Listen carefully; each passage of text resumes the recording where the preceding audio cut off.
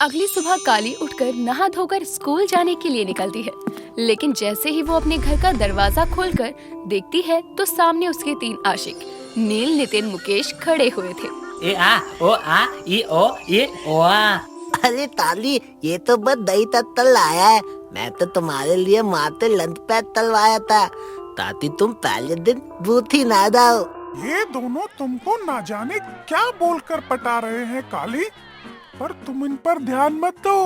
मेरी सुनो, मैं तुम्हारे लिए मटका लाया हूँ। तुम अपने बाबा की अस्थियां बहाने जा रही हो ना, इसलिए मैंने ये मिट्टी का छोटा सा मटका लिया, इसमें डाल लो। ए मुते, तू दिन ताली तो पिटेगा। ताली इतना थोड़ो, मैं बताता हूँ। हमने देता पितलिए तिया क्योंकि तुम्हारे पास तो अब तो ही नहीं है, अकेली हो तुम। ओ आ ओ आ ओ आ। चुप हो जाओ तुम तीनों। और मैं अकेली नहीं हूँ, समझे? ना ही अनाथ हूँ। मेरी माँ अभी जिंदा है और वो मेरे साथ हमेशा रहेगी। और आज मेरा नौकरी का पहला दिन है, तो कम से कम आज तो अपनी ये मनहूस शक्लें मत दिखाओ। और मुकेश, सुनाई नहीं देता लेकिन दिखाई तो देता है ना। मेरे बाबा की अस्थियां मैंने कब की बहा दी। इस मटकी को तुम अपने लिए संभाल के रख लो। काली इतना बोलकर उनको गुस्से में देखती है और मुकेश फिर नहीं समझ पाता कि उसने आखिर गलती क्या की है, जिसके कारण काली का दिमाग इतना खराब हो गया। खैर, काली इन सबको नजरअंदाज करके स्कूल पहुंचती है, जहां हर्ष ने पहले सबको बता दिया था कि काली आने वाली है। काली के वहां पहुंचते ही स्कूल की प्रिंसिपल कविता चौधरी काली का स्वागत करके उसका स्कूल के सभी स्टाफ मेंबर से परिचय करवाती है और काली अपनी नौकरी की शुरुआत बच्चों को पढ़ाते हुए करती है। पहला दिन काली का बहुत अच्छा जाता है और काली की छुट्टी के समय एक आनंदी नाम की बच्ची, जिसकी उम्र महज 14 साल की थी, वो काली के पास आकर कहती है, टीचर जी, आप बहुत अच्छा पढ़ाती है। हमें आज आपके साथ पढ़कर बहुत अच्छा लगा। मैं भी आपकी तरह एक टीचर ही बनूंगी। जरूर बेटा, और मुझे यकीन है अगर तुम मन लगाकर पढ़ाई करोगी तो तुम्हारा सपना जरूर सच होगा और तुम मुझसे भी अच्छी टीचर बनोगी। सच में? फिर तो मैं बहुत मेहनत करूंगी। अच्छा, बाय टीचर जी, मैं चलती हूँ। आनंदी वहाँ से चली जाती है तो वहीं कुछ दूर खड़ा हर्ष ये सब देखकर काली के पास आता है और उससे कहता है, पहले ही दिन बच्चों को अपनी साइड कर लिया मैडम आपने। Very nice. हर्ष, तुम यहाँ? काली के इतना बोलते ही उसके माथे पर बने निशान में अचानक बहुत तेज दर्द उठता है और वो अपना सर पकड़ते हुए आंखें बंद करके दर्द से करहाते हुए नीचे बैठ जाती है।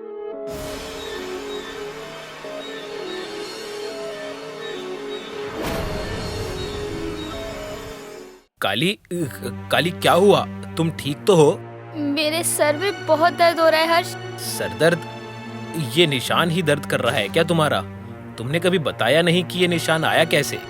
ये कोई वक्त है क्या हर्ष ये सब पूछने का? काली ये बोलकर कुछ महसूस करती है। उसे अपनी आंखें बंद होने पर कुछ दिखाई दे रहा था, जिसके कारण वो वहीं बेहोश हो जाती है।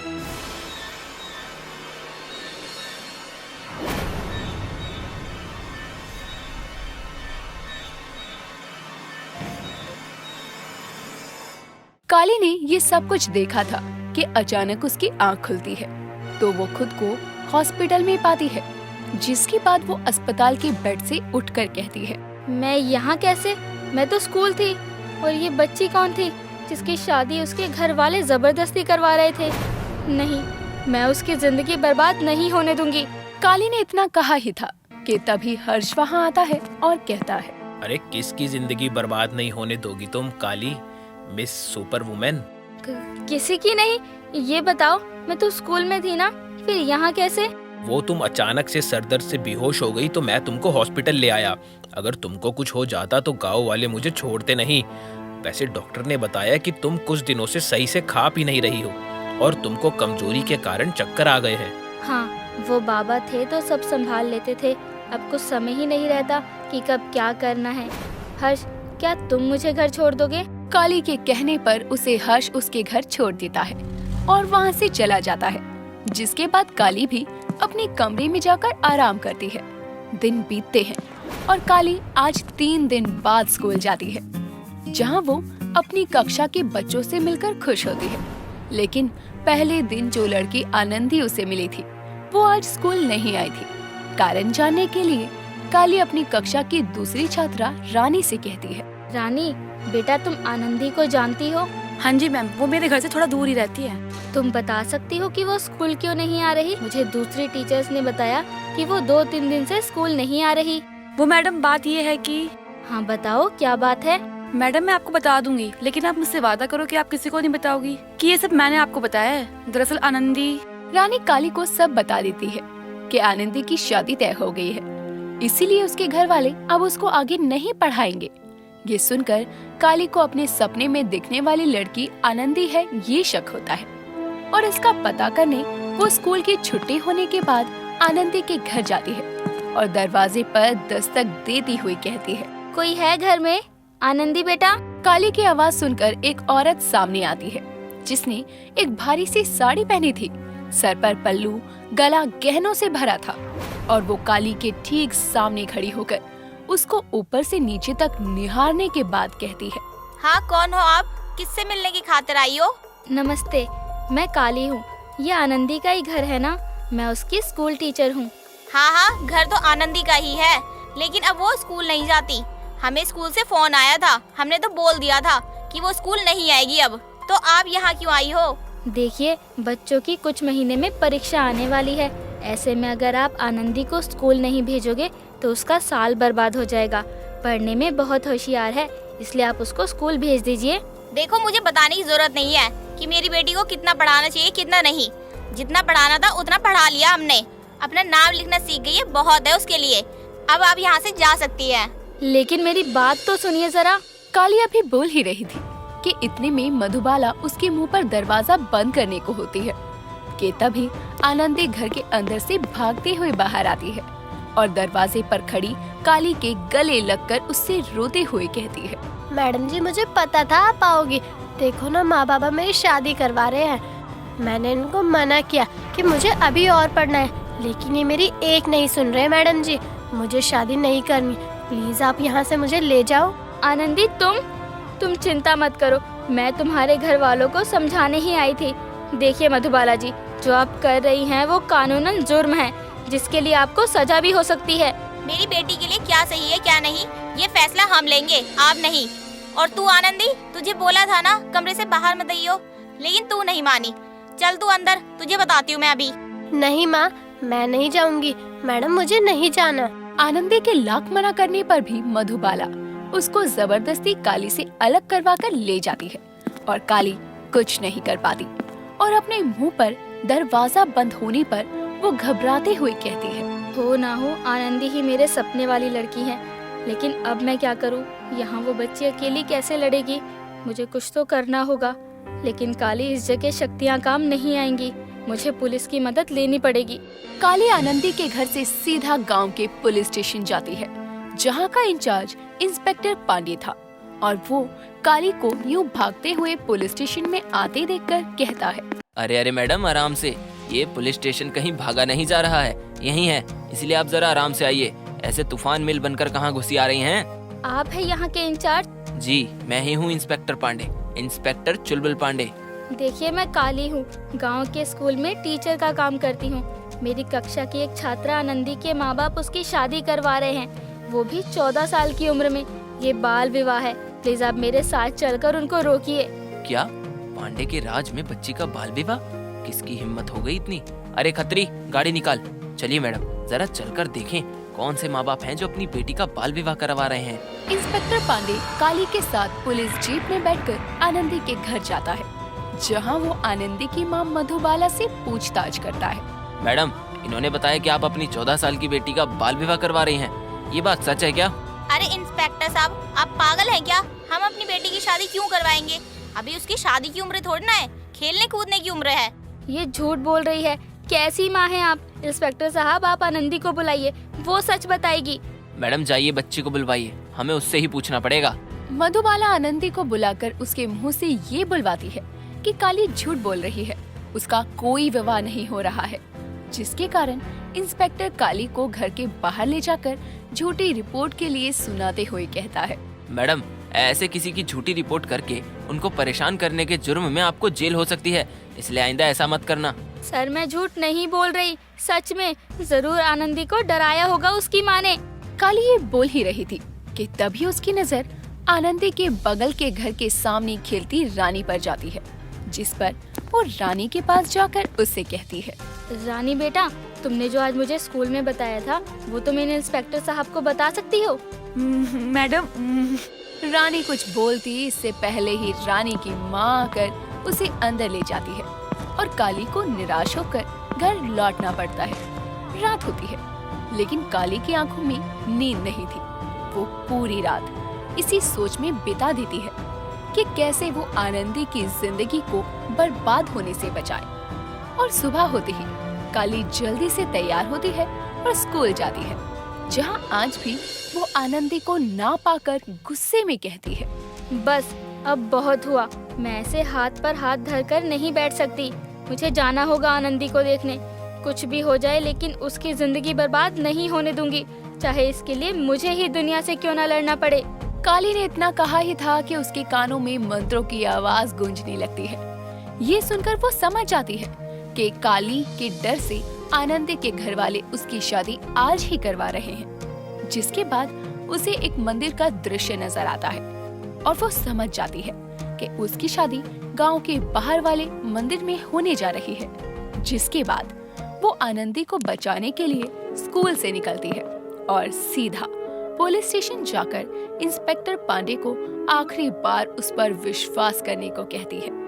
पांडे जी भी काली की बात को मानकर उसके साथ जाते हैं और जब काली मंदिर पहुंचती है तो वहां आनंदी के फेरे होने को होते हैं। लेकिन इतने में इंस्पेक्टर पांडे ये सब देखकर कहता है, रुक जाइए, ये जो आप कर रहे हैं बाल विवाह है, जो कि कानूनी रूप से गैर कानूनी है। इसीलिए आप सबको एक नाबालिग बच्ची की जबरदस्ती शादी करवाने के जुर्म में गिरफ्तार किया जाता है। हवलदार, डालो सबको जीप में। आनंदी रोते हुए काली के गले से लग जाती है और सही समय पर आकर उसको बचाने के लिए उसका शुक्रिया अदा करती है। तो वहीं काली भी इस बात से खुश थी कि उसने एक बच्चे के भविष्य को बर्बाद होने से बचा लिया।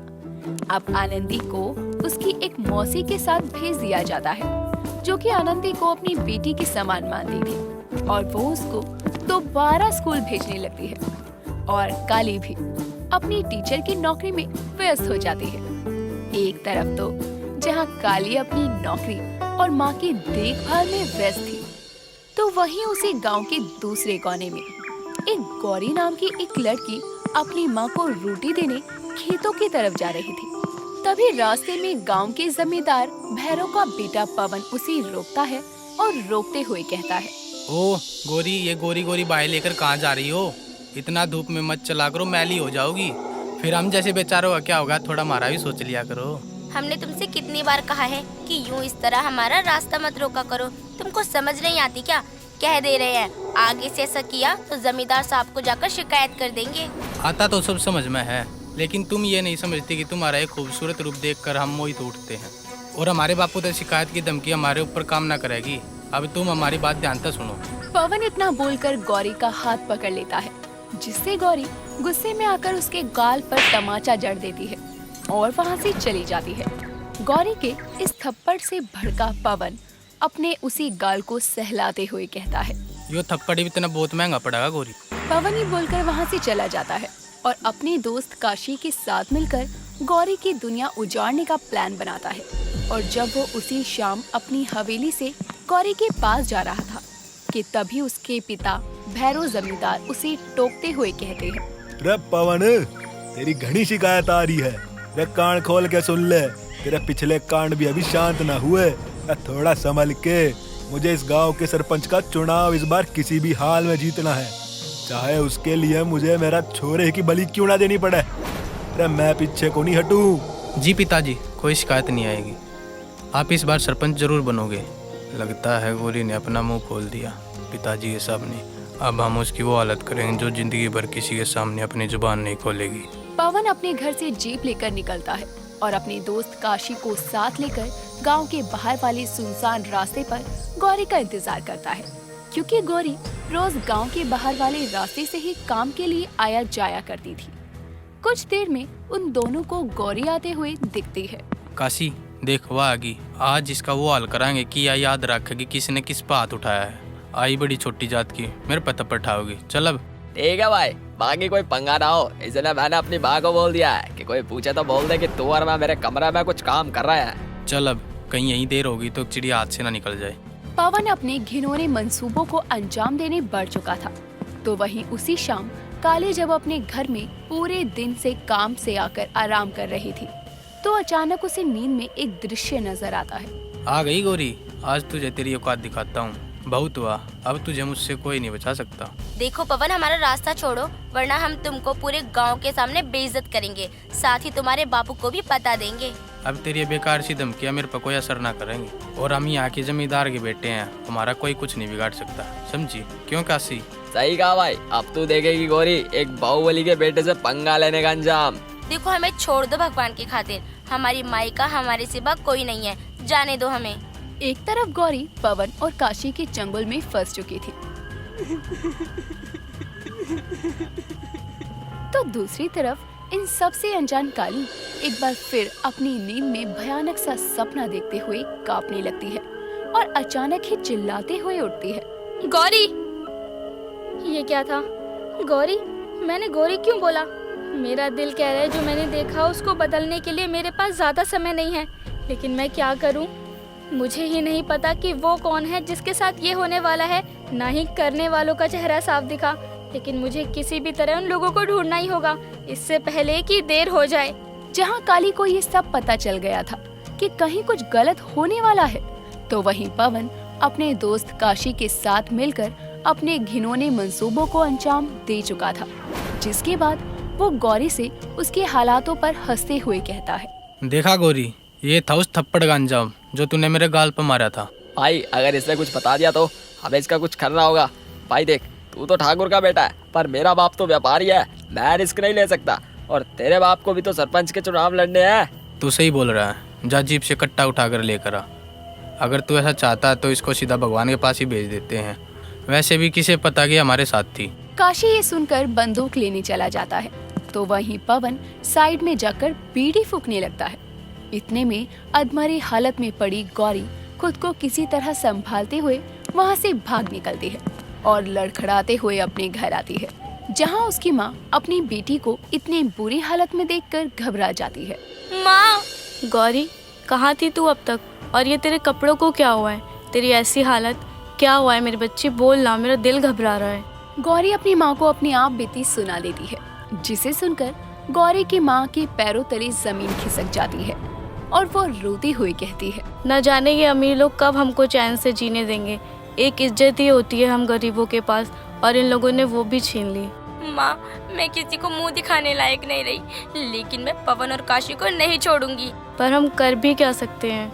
मैं बताती हूँ क्या कर सकते हैं। तुम कौन हो और यहाँ क्या कर रही हो? देखो, इससे फर्क नहीं पड़ता कि मैं कौन हूँ और यहाँ क्या कर रही हूँ। बस ये जान लो कि तुम मेरी बहन जैसी हो और मैं तुमको इंसाफ दिलाने आई हूँ। चलो मेरे साथ। पर बेटी कहाँ? और कहाँ, जमींदार भैरव के घर। आखिर उसको भी पता चलना चाहिए कि उसके बेटे ने कितना घिनौना जुर्म किया है। गांव का सरपंच बनना चाहता है वो, अपने घर की पैदाइश को काबू में नहीं रख पाया। उसको हमारे सवालों के जवाब और अपने बेटे को सजा देनी होगी। काली गौरी और उसकी माँ के साथ जमींदार भैरव के घर जाती है। दरवाजे पर खड़े पहरेदारों को धक्का देकर काली जबरदस्ती अंदर घुसती है। उसकी ये हरकत देखकर जमींदार भैरव उससे कहता है, रुक, कौन हो तुम और घर में किससे पूछकर घुसी आ रही हो? मैं यहाँ आपसे इंसाफ मांगने आई हूँ। आपके बेटे और उसके दोस्त ने मेरी जिंदगी और इज्जत दोनों उजाड़ कर रख दी। आप मुझे इंसाफ देंगे या मैं पुलिस के पास जाऊँ?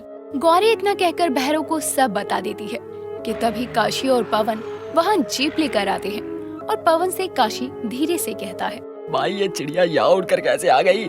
चुप, मैं संभालता हूँ बात को। काशी और पवन के पास आते ही भैरव उन दोनों से कहता है, क्यों रे, ये क्या कह रही है? तुमने की है क्या इस लड़की की ये हालत? पिताजी, ये लड़की झूठ बोल रही है। अरे मैं तो शाम से काशी के घर था, चाहे तो उससे पूछ लो। हम दोनों एक नया काम शुरू करने ही सोच रहे थे, उसी के सिलसिले में बात कर रहे थे हम दोनों। हाँ अंकल, ये सही कह रहा है, हम तो एक साथ थे मेरे घर पर। झूठ, ये दोनों झूठ बोल रहे हैं। अरे कैसे नामर्द हो तुम दोनों। एक बेचारी लड़की के साथ तुम दोनों ने मिलकर जबरदस्ती की और अब अपने गुनाह को छुपाने के लिए झूठ बोल रहे हो। मैंने खुद अपने सब... नहीं काली, ये तू क्या बोलने जा रही थी? किसी को पता नहीं चलना चाहिए कि तू सपने में भविष्य में होने वाली बुरी घटनाएं देख सकती है। हाँ बोलो आगे, चुप क्यों हो गई? तुम झूठी और ये लड़की गोरी भी। पिताजी, आप सरपंच का चुनाव लड़ने वाले हैं ना, तो ये लोग जान कर आए ताकि आपकी छवि खराब कर सके। अपने बेटे की बात सुनते हुए जमींदार काली समेत गौरी और उसकी माँ को घर से बाहर फिकवा देता है। काली जाते जाते भैरव को पुलिस की धमकी देकर जाती है। कुछ देर में गौरी को वापस घर लाने के बाद काली गौरी की टूटी हुई हिम्मत को जोड़ते हुए कहती है, देखो गौरी, हार मत मानना। जमींदार ने तो अपने बेटे का पक्ष लिया, लेकिन कानून हमारा साथ जरूर देगा। कल सुबह हम पुलिस स्टेशन जाकर रिपोर्ट दर्ज करवाएंगे। अभी तुम आराम करो, मैं सुबह आती हूँ। काली गौरी और उसकी माँ से विदा लेकर अपने घर आती है। साथ ही वो मन में ये ठान लेती है कि अब वो गौरी को इंसाफ दिलाकर रहेगी, जिसके लिए अगली सुबह होते ही काली दौड़ी दौड़ी उनके घर आती है और गौरी के घर आकर उसके होश उड़ जाते हैं। काली देखती है कि गौरी और उसकी माँ की लाश पड़ी है, जिसे देखकर वो हैरान रह जाती है। कुछ पलों के लिए अपनी सुध खो बैठती है, जिसके बाद काली गौरी की लाश को देखकर पूरी तरह से टूट चुकी थी और अपने घर आकर फूट फूट कर रोती है। लेकिन खुद को संभालने के बाद वो अपने मन में ठान लेती है कि भले ही वो गौरी की जान ना बचा पाई हो, लेकिन उसे इंसाफ जरूर दिलवाएगी। जिसके बाद वो थाने जाती है और उसे देखकर पांडे कहता है, मैडम, आप बोलो तो आपकी नौकरी यहाँ लेडी कांस्टेबल में लगवा दूं। आप जब मर्जी यहाँ आ जाती हैं। देखिए सर, मुझे यहाँ आने का कोई शौक नहीं है। आप मेरी कंप्लेंट लिख लीजिए। जी बताइए, किसके खिलाफ कंप्लेंट लिखनी है? काली इंस्पेक्टर पांडे को सब कुछ बताती है, जिसके जवाब में पांडे कहता है, देखिए मैडम, मानता हूँ कि आपका बाल विवाह वाला मुद्दा ठीक था और मैंने आपका उसमें साथ भी दिया, लेकिन इस केस की जांच पुलिस ने कर दी है और दोनों माँ बेटी ने जहर खाकर सुसाइड किया है।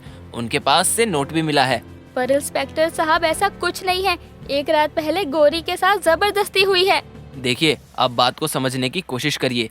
कानून के हाथ लंबे जरूर होते हैं, लेकिन बंधे हुए होते हैं और मैं इसमें कुछ नहीं कर सकता। आप यहाँ से जाइए और मेरा और समय बर्बाद मत कीजिए। काली ये सुनकर अपने घर आती है और अब वो परेशान हो चुकी थी कि आखिर वो ऐसा क्या करे कि गौरी को इंसाफ दिलवा सके। अचानक उसे अपने सामने गौरी यानी अपनी बहन नजर आती है, जो उसे देखकर कहती है, तुझे कितनी बार बोला है ऐसे हिम्मत मत हारा कर, तू उसे नहीं बचा पाई। चलो ये बात मैं मानती हूँ, लेकिन तू उसके कातिलों को सजा तो दिलवा सकती है ना। पर मैं क्या करूँ मेरी बहन, कानून ने भी मेरा साथ देने से मना कर दिया। तुझे पता है मेरी बहन की माँ ने तेरा नाम काली क्यों रखा था? ताकि तू काल बनकर अपने दुश्मनों के ऊपर बरस सके, इसलिए नहीं कि तू उनसे डरपोक की तरह छुपकर आंसू बहाए। गौरी ने इतना बोला था कि तभी काली के घर का दरवाजा बजता है और काली जैसे ही दरवाजा देखकर गौरी की तरफ देखती है तो गौरी वहाँ नहीं थी।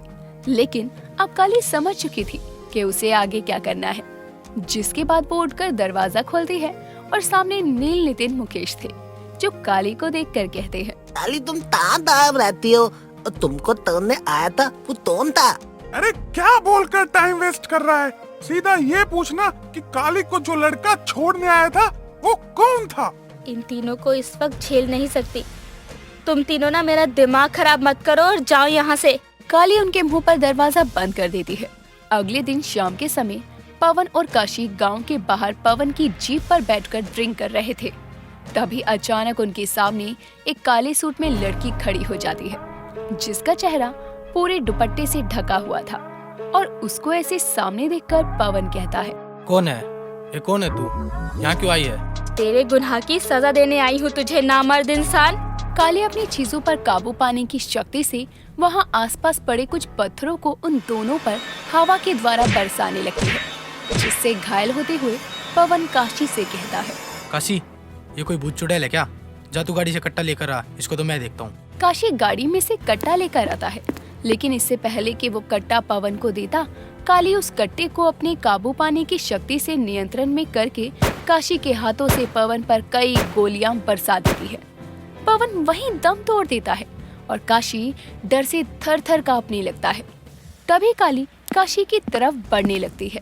उस लड़की की इज्जत को तुम दोनों दरिंदों ने तार-तार कर दिया और उसके बाद अपने पकड़े जाने के डर से उसको और उसकी माँ को मरवा दिया। कानून ने तुम्हें भले ही छोड़ दिया हो, लेकिन तुम्हारा इंसाफ मैं करूंगी। आप मुझे छोड़ दो, मुझे मत मारो। मैंने गौरी को नहीं मारा और ना ही पवन ने। क्या मतलब तुम्हारा? मैं बताता हूँ सब कुछ, बस मुझे मत मारो। जब काली गौरी और उसकी माँ को लेकर चली जाती है, तब ठाकुर पवन को काशी को लेकर अपने घर के अंदर जाता है, जिसके बाद वो एक तमाचा अपने बेटे के गाल पर मारता है और उसे कहता है, अरे बावली पूछ, तुझे बोला था ना कि हमको सरपंच का चुनाव लड़ना है, कुछ समय तक शांत रहना है, लेकिन तुझसे इतना नहीं हुआ। अरे तेरी वजह से मैं सरपंच ना बना ना, तो मुझसे बुरा कोई ना होगा। आप चिंता मत करिए पिताजी, मैं उस लड़की को थाने नहीं जाने दूंगा। अरे रहने दे, तुझे कुछ करने की जरूरत ना है, मैं खुद संभाल लूंगा अब। इतना कहने के बाद भैरव अपने आदमियों को भेजकर गौरी और उसकी माँ को मरवा देता है और उन दोनों को जहर खिलाने के बाद उनकी लाश के पास एक चिट्ठी रख देता है। मैंने तुमको सब कुछ बता दिया, मुझे जाने दो। भले ही तूने गौरी को ना मारा हो, लेकिन अपने दोस्त के साथ मिलकर उसके साथ जबरदस्ती तो की ना, उसे अधमरा तो किया, उसकी सजा तो तू भुगतेगा ही। काली ने इतना बोला ही था कि तभी काली अपनी शक्तियों से उस बंदूक पर काबू पाती है और काशी के शरीर को तार तार कर देती है, जिसके बाद वो कहती है, तुझे सरपंच बनने का बहुत शौक है ना भैरव ठाकुर, अब तू देख कल तेरी सरपंचगिरी कैसे निकालती हूँ। इतना कहकर काली वहाँ से चली जाती है, जिसके बाद अगले दिन भैरव ठाकुर जब गांव वालों के आगे भाषण दे रहा था, तभी काली अपनी सम्मोहन की शक्ति से भैरव ठाकुर को अपने वश में करके उससे उसका सारा किया हुआ घिनौना जुर्म कबूल करवाती है। जी देखिए, आप सब गांव वाले मुझ पर बहुत विश्वास करते हैं, लेकिन मैं सच कहूँ तो मैं विश्वास के लायक ना हूँ। मैंने ही गौरी और उसकी माँ को मरवाया और उनकी मौत आत्महत्या दिखाई, क्योंकि मेरे बेटे और उसके दोस्त काशी ने गौरी के साथ दुष्कर्म किया और गौरी ने हमको पुलिस में जाने की धमकी दी। अरे इतना ही नहीं, मैंने इससे पहले भी अपने बेटे के कई गुनाहों को छुपाने के लिए ऐसे घने सारे अपराध किए। इसलिए मैं आप सबसे गुजारिश करता हूँ, मुझे ही इस गांव का सरपंच चुने। भैरव के इस कबूलनामे से पूरा गांव गुस्से में आकर उस पर पथराव करने लगता है। तभी काली अपने सम्मोहन को हटा देती है और भैरव ये देखकर हैरान हो जाता है कि सब उस पर पथराव कर रहे हैं। इतने में इंस्पेक्टर पांडे आकर भैरव को हथकड़ियां लगाते हुए कहता है, चलिए ठाकुर साहब, कानून के हाथ इसीलिए बंधे थे क्योंकि आपके खिलाफ आज तक सबूत नहीं मिला, लेकिन अब पूरा गांव गवाही देगा। अब आगे के चुनाव प्रचार जेल से करिएगा। भैरव के कबूलनामे के साथ साथ पवन और काशी की मौत का भी पूरे गांव को पता चलता है, जिससे सब खुश होते हैं कि किसी फरिश्ते ने इंसाफ किया है। काली भी गौरी को बचाने में नाकामयाब होती है, लेकिन उसे इस बात का सुकून था कि आखिरकार उसके सारे अपराधी अपनी सही जगह पर पहुंच चुके हैं।